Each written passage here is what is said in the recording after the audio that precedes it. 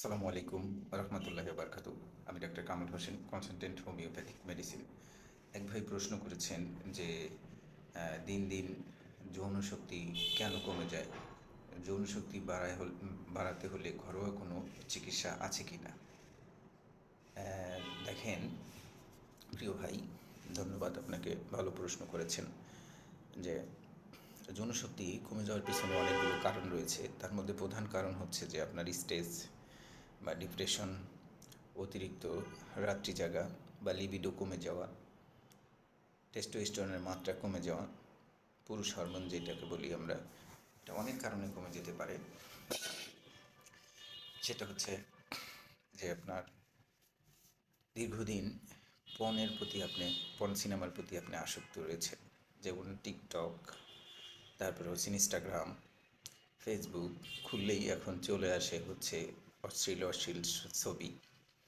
এগুলো দেখার ফলে যে আপনার একটা মনের মধ্যে একটা ইচ্ছা জাগ্রত হয়, সারাক্ষণ আপনার পেনিসের মাথা দিয়ে একটু পানি পানি পড়তে থাকে, মনে হয় যে তার সাথে মনে হয় মেলামেশা করতে পারলে ভালো হইতো।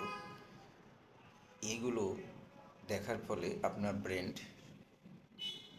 এটা এখন নিতে পারছে না, ঠিকমতো স্ট্রং হচ্ছে না, আগের মতো টাইমিং হচ্ছে না। তারপর হচ্ছে যে দীর্ঘদিন এগুলো দেখার ফলে আপনার পুরুষত্ব কমে যাচ্ছে, অল্প বয়সী পুরুষত্ব হারাচ্ছেন। তাই আমি বলবো যে একটা টেস্ট করা দরকার। প্রথমে একটা টেস্ট দরকার, সেটা হচ্ছে টেস্টোস্টেরন হরমোন টেস্ট।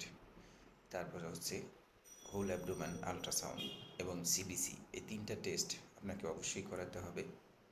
করিয়ে যদি আপনি ওষুধ খেতে পারেন বা একজন হোমিওপ্যাথিক ডাক্তার দেখাতে পারেন বা অ্যালোপ্যাথিক ডাক্তার দেখাতে পারেন বা আয়ুর্বেদিক ডাক্তার দেখাতে পারেন, সেটা আপনার ব্যক্তিগত ইচ্ছা। ঘরোয়া পদ্ধতিতে কীভাবে আপনি এই সমস্যা রিকভারি করবেন সেটা মূলত বলছি। ঘরোয়া পদ্ধতিতে যদি আপনি এই সমস্যা রিকভারি করতে চান, সেক্ষেত্রে আপনাকে যে হ্যাবিটগুলো আছে, ব্যাড হ্যাবিট, এই ব্যাড হ্যাবিটগুলো আপনাকে বাদ দিতে হবে। ব্যাড হ্যাবিটগুলো যেটা আমি বললাম, যে পর্ন সিনেমা একদম দেখবেন না, টিকটক, মেসেঞ্জার একজনে ও টাচই করবেন না। আল্লাহর পথে ফেরত আসেন, নিয়মিত নামাজ পড়তে পারেন, নামাজের পথে চলে আসেন, সময় মতো জামাতের সাথে নামাজ পড়তে যান।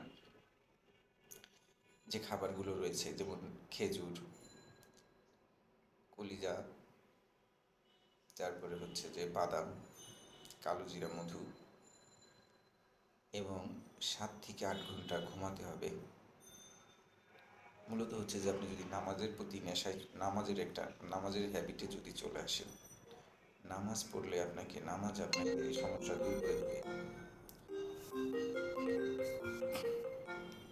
তো যে কথাগুলো বললাম, এই কথাগুলো যদি কেউ পালন করতে পারেন, তাহলে হচ্ছে কি, নামাজ, 3 থেকে 4 লিটার পানি, এক্সারসাইজ এবং কালো জিরা, মধু,